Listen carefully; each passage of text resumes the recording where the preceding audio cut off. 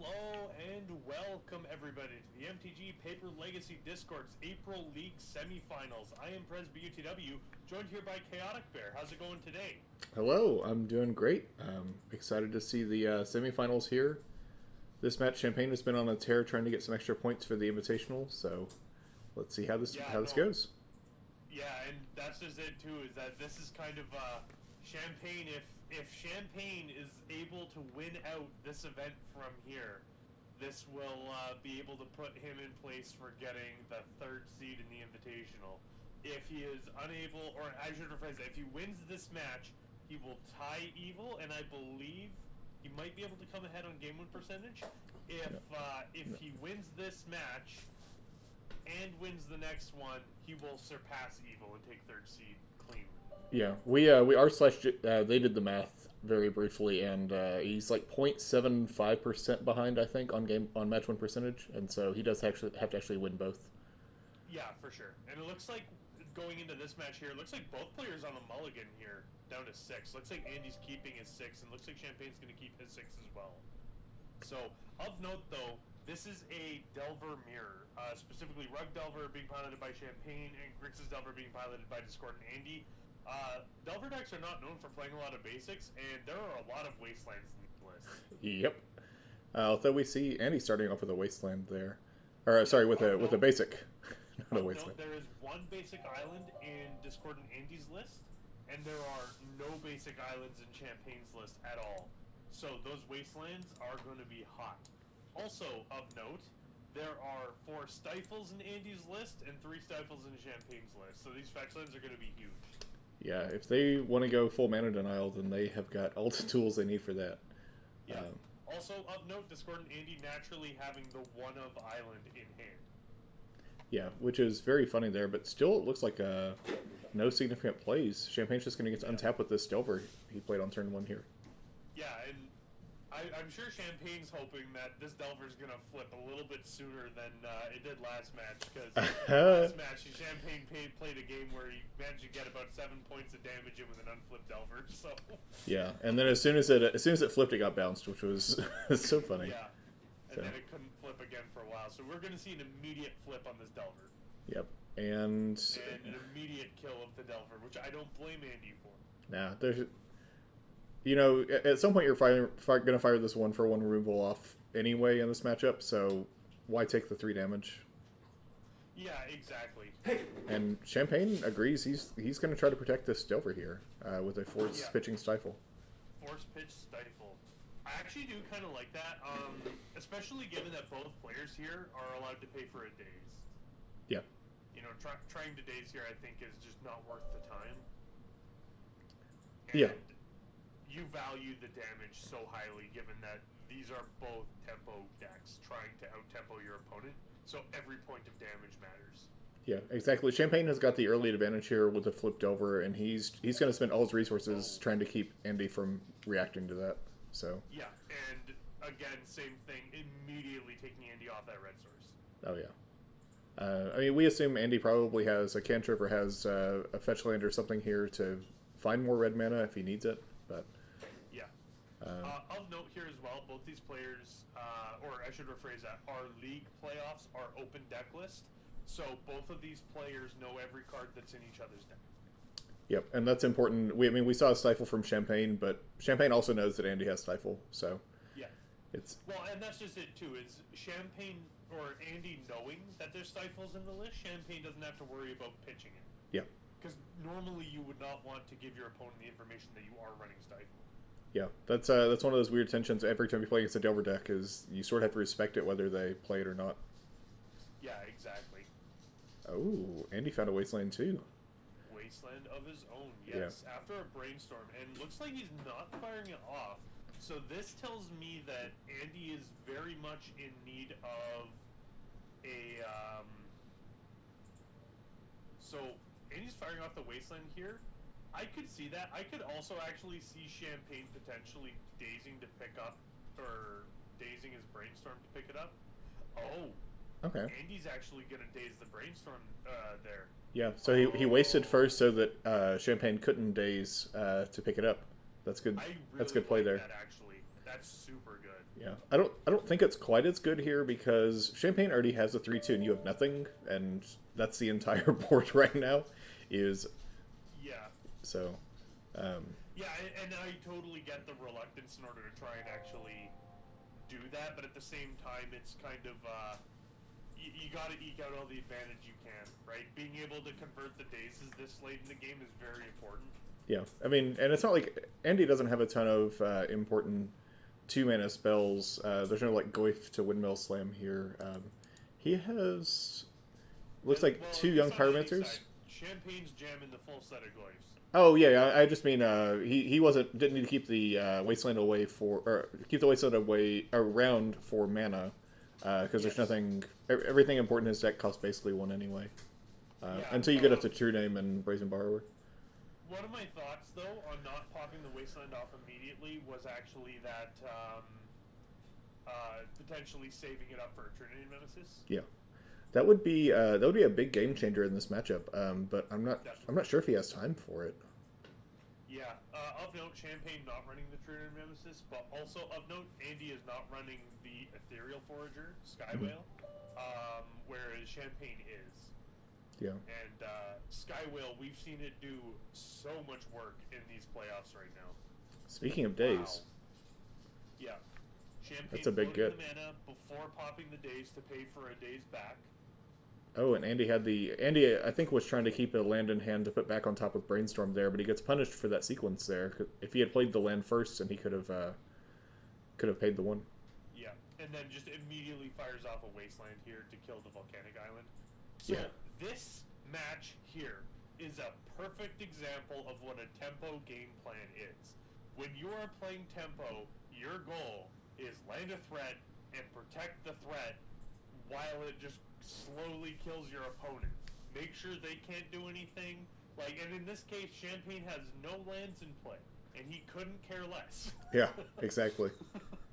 And we know that, a lot of times it comes down to these sort of things where the players, especially in Delver Mirrors, just have run each other completely out of resources. Champagne has the advantage for sure because he has a 3-2 flyer. Ooh, there's a fish. Yeah. And we know he has a bolt in said, hand. Though, the other thing, though, that is important to note here is that this Delver flies. Yeah. Andy's at 7. So this Delver is on a 3-turn clock, or 2-turn if Discord Nancy casts a Force of Will or cracks another fetch land. Yeah. Right? So this is going to put Andy down to 4, which is a bolt plus pay 1 life for anything else, and you're good. And we actually see the Volcanic Island here to cast the bolt. Yeah, so just Andy had an effective 1 here, assuming that Champagne can resolve the bolt, and he's just going to pick it up. He knows he's beat. Right up. Yeah. That's the other thing, too, is even then if you attack for 10 with the attack for 10 damage over the next 2 turns with the Gurmag Angler, attacking for 6 with the Delver still lethal. Yeah. Before the 10 would be. Exactly.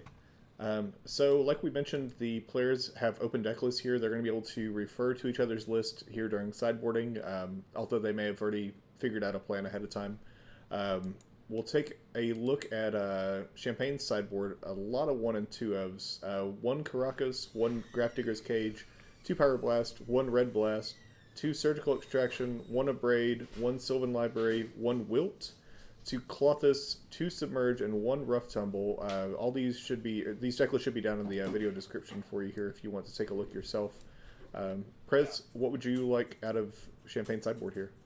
I really like the Sylvan Libraries just being able to out-card advantage your opponent, and I also really like Clothis specifically. Maybe not quite as much, given that Andy is not on the Ethereal Forager build, where you can very specifically take problem instants and sorcery set that you don't want them getting back. But it also just slowly taxes the Gurmag Angler. Yeah. Not being able to cast it, I think, is a big deal. Other than that, I don't think there's really much. You could bring in some number of Pyroblasts or Red Blasts, but I think that's probably all the other things that I would want. Yeah, I don't see any reason to do anything different there. Red Tumble is good against exactly Young Pyromancer, but I'm not sure how much you care about that. All of your except for Tarmogoyf, none of your and 1 Bone Crusher Giant, none of your creatures care about the ground there. Yeah, exactly. So, I think all that makes sense. Let's take a look at Andy's sideboard real quick. 1 Engineered Explosive, 1 Grafdigger's Cage, 1 Nile Spellbomb, 2 Red Blast, 2 Surgical, 4 Thought Seize, 2 Abrade, and 2 Plague Engineer. What do you like out of Andy's sideboard here? There's really not too much going on. I could definitely see... The thing is, the Plague Engineers are not super fantastic in this matchup, just given the fact that there's very little creature type overlap. Mm-hmm. Delver doesn't have any overlap with Brazen Borrower. There is no Young Pyromancer, so you can't just name Wizard to hit both. Tarmogoyf's just useless to try and hit with the Plague Engineer. Ethereal Forager's a whale. Like, what do you name? Yeah, I mean, so, you can get Brazen Borrower since it has 1 toughness and then, like, throw it at a Tarmogoyf, but as a Death Touch blocker, but I think that's best case scenario. yeah, for sure. I actually really like the Nihil Spellbomb specifically, being able to try and proactively hit the graveyard to stop an Ethereal Forager from coming down.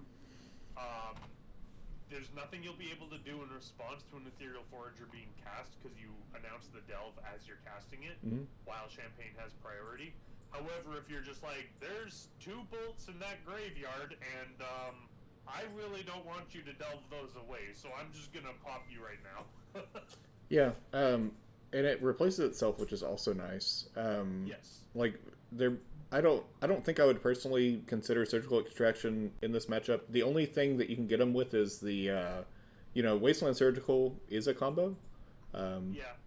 And you can do the same kind of thing you're talking about there, with the whale. Yeah. I could see Surgicals being a thing you'd bring in too. I guess the Wasteland Surgical line is very good. Being able to hit a Tropical Island to turn off all of the Tarmogoyfs, and then being able to hit a Volcanic Island in order to hit, the Volcanic Islands. But I think, by and large, Surgical is not what you're actively looking for outside of that specifically, or being able to just be like, no, you're not allowed to get any Lightning Bolts back through a whale this game. Yeah.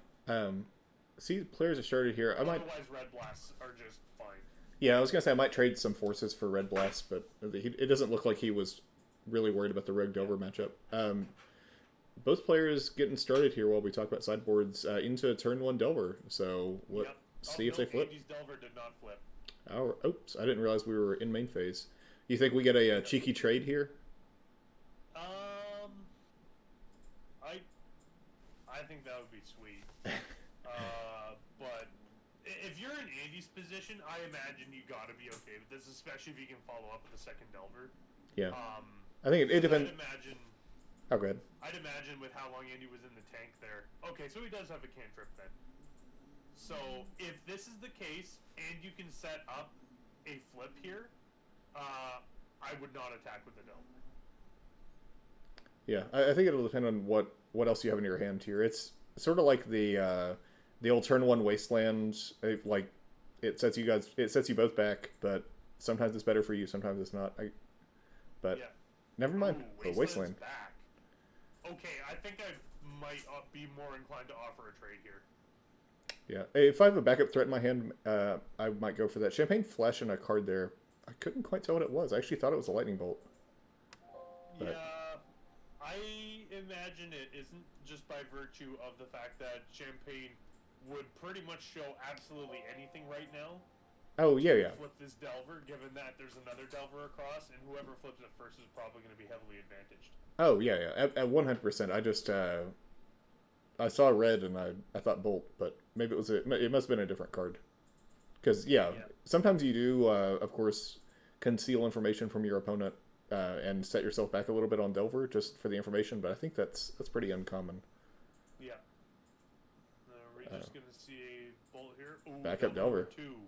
Uh-oh. All right. What's better than 1 Delver? 2. Yeah. Or a Plague Engineer. Yeah, so it uses the Ponder to set up a flip. You like that no-look flip? Yeah. All right. We see a Delver in a smoke shield here, or a smoke inner. Smoke sleeve. Smash. Let's see. Finds a land drop here. He's going to have to answer the double Delver at some point, I think. But still plenty of time. Ponder, So, of note, Andy does have one main deck Plague Engineer and 2 more in the sideboard. This is a fantastic time to lay out a Plague Engineer if you can. Oh yeah, if Andy misses a turn and he can windmill slam that, that would be adorable. Yeah. Very specifically, though, if Champagne flips his Delver, the Oh window's yeah. closed. Oh yeah, yeah. Especially because Andy got in for 3 this turn. He'll be taking 6 on the crackback if both of these Delvers flip, which is really bad. And shuffling off Ponder is not what you want to see. Yeah, he thought about it for a while. It must have been something there he wanted. Playable. Yeah. Yeah. Sometimes when you're behind like this, sometimes you have to go for good rather than fine, though. Yeah, exactly. So take a blind draw there.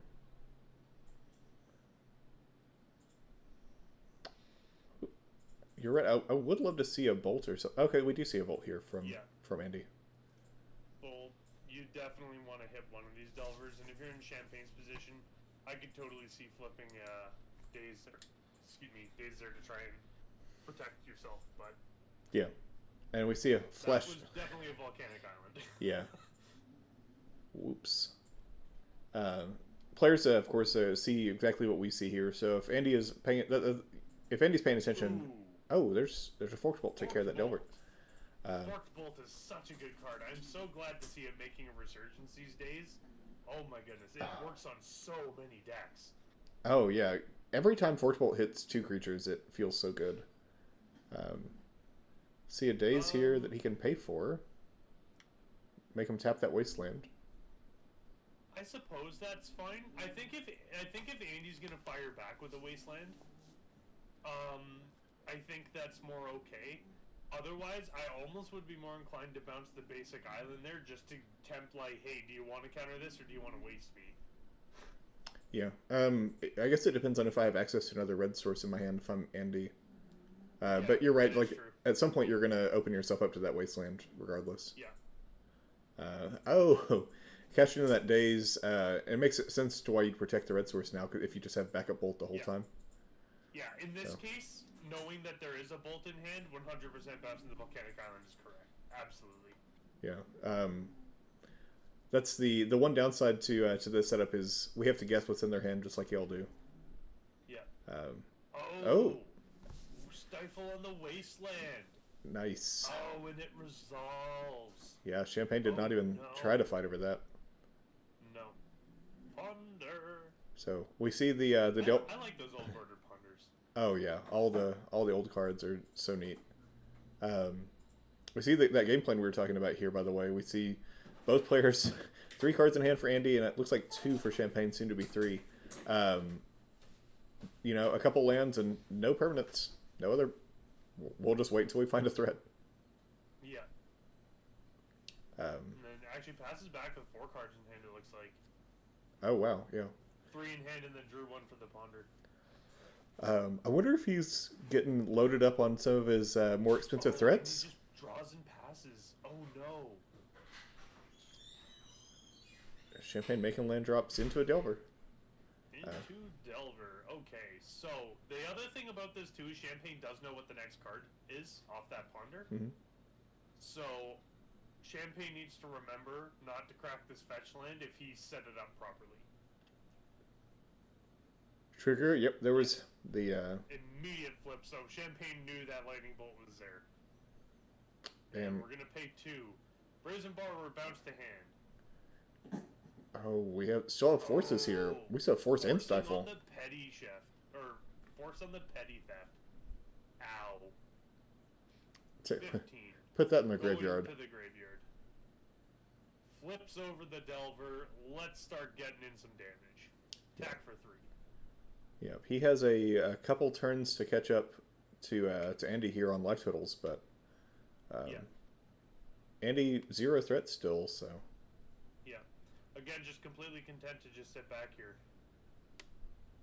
Not exactly sure why that tropical island is exiled, but that's a good question. I don't either. Because it's sideways underneath the graveyard, but the stifle's in exile from pitching it to the force. Yeah, it's in a different pile. So I was like, did the trop get surgical? But I don't think it did. No, I bet we see that get reset at some point, neatened. Um, finally, a Black Source for Andy here. Yeah, finally finding the fetch land in order to go get the Underground Sea. That's one of the big things about the Delver decks is not having fetch lands definitely makes it a lot harder to hit the other colors on curve. Oh, here's a Gurmag Angler. This is huge. Yep. Again, and of note, because that they are at the same life total, this Gurmag Angler will win this race. Yeah, and Another thing, Gurmag Angler delving all these cards away makes Tarmogoyf smaller. yeah, if Champagne can find one, that'll help. Yeah. Yeah, like, and a 5/5 is too big for Champagne to deal with easily. Can burn two like two bolts on it, but I think not probably not interested in blocking here. Just gonna swing that in. Absolutely, yeah. Well, you can't block the Delver. Can block the fish. The fish cannot block the Delver. Oh yeah, I meant no temptation to leave it back there. Oh, in Champagne's position, yes, I agree. Because he has, I think he hasn't cashed the Bolton that he flipped the Delver with, right? No, not yet. So okay. Champagne's on all 3 volcanic islands right now. Forked Bolt, is that going upstairs or is that going on the fish? I think we might see the double bolt on the fish here. Yeah, that is going on the fish, 100%. Andy, you got a counter? I think Champagne is now might be hellbent after this, though. Okay, so this is now very bad. Yeah, and Champagne looks like Champagne is hellbent now, but again, Champagne has a flip Delver. Discord Andy's got nothing. Yeah, Andy will be. Oh, that's like a turn too slow, though. Yes, this is going to be a turn too slow, which is the issue. Yeah, he needs... Because this Delver cannot be blocked by the true name, and nothing Champagne has will be able to block this true name. It doesn't matter. Yeah. Andy needs a removal spell for sure. If he can get rid of that Delver, I think that winning from here will be pretty easy, because Champagne has burned a lot of his removal, or a lot of his burn already. Yeah, or just slam a second true name. Yeah, second true name would be hot gaming. Second true name would be a 2-turn clock. You know, a Plague Engineer wouldn't even be that bad. It would take the clock down on Champagne a little bit, and then also help your clock out. Yeah, exactly. Smash. That being said, though, all Champagne has to do is play a large ground creature, and then the true name cannot attack anymore. So if this is a Tarmogoyf this turn, there is very little that Andy will be able to do, because that he cannot afford to attack anymore, because that Tarmogoyf will kill him on the crackback. Yeah. Yeah, Champagne... Like this next Delver hit's going to put Andy to 3. Yeah, if Champagne can find a second threat, I think that'll basically seal this up here. Andy, 3 cards in hand, 3 mana open. It must just all be reactive spells. He's not flooding or anything, so... No. But again, this is just exactly what the Tempo deck wants to be doing. Yeah. I imagine this is going to hit the Underground Sea. Yeah. Does Andy play Fatal Pushes? He does. There's 2 Fatal Pushes in there. Yeah. Gonna hit the red source. Yeah. I guess. I suppose that the bolt can go upstairs. So because that the bolt's able to go upstairs, it's probably a bit more of a concern for Champagne. Oh no! Ooh, that late game days. Late game days, hard cast, cash in. All right. What do you think? The other 2 cards in that hand might also be days. Yeah, you never know. That being said, Champagne is now hellbent again. Yep. But again, I don't think Champagne cares, and now wastelanding him off the green source. Yeah, I mean, Champagne does not have to care. It is Andy's game to claw back in at this point. Champagne can just not play another card the rest of the game. For 3. Yeah, as long as his Delver doesn't die, Andy's dead next turn. Yep. Is this a bolt? Is this a push? Is this a cantrip to find one of those 2 cards? Yeah. Brainstorm. Let's see what you got. We're seeing a little bit of the hand. It actually looks like there's a bolt and a polluted delta in that hand. I'm not supposed to see that, but I can see it. Yep. Which, if that's the case, it's not bad. The question is what that last card in hand is.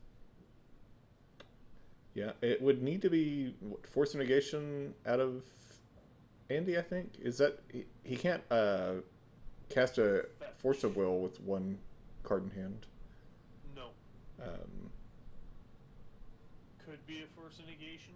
Then Yeah. again, Andy's also down to 2, so any lightning bolt is lethal as well. that's true. I'd almost be more tempted. I guess you have to bolt the Delver here. I'd almost be more tempted to send it upstairs, but yeah, you have to kill the Delver right now. Oh yeah. And let's see here what comes off the top. So he's definitely winning the Pass race back. right now. Oh goodness, this is tight. Yeah. So now, The 2. yeah, Both players at 2. a creature won't Pass. even save him. Oh. Oh, creature giant, the stomp. Oh. Stop. Oh, it was double stifle. Oh, yikes. Double stifle with Force Days in hand. Oh my goodness, right off the top. Casually had all these. Okay. Yeah. Well, Well done for Champagne there, taking down Discordant Andy 2-0 on the second Delvermere of this top 8 for Champagne. So, yep. So that means Champagne will advance to the finals against Elfwine, and that will be the final match in this month's league. We're going to sign off for now. We will be back with that video. just before we head out, one thing I just want to mention there is that if you would like to join the Discord yourself, there will be a link to join the Discord in the description of this video. Make sure to swing by the Discord if you'd like to sign up to play in one of our leagues yourselves, or if you just want to play some Paper Legacy over Magic, or over webcam. We play all day, every day. Just head up the LFG channel and you'll be able to find someone willing to play with you. So make sure to come join us if this is what you want to get into. Yep, we have a lot of fun over there. There's Legacy going on all over the world and all around the clock. So come join us. Yes. Thank you very much, and we will talk to you later. Have a good one. See y'all.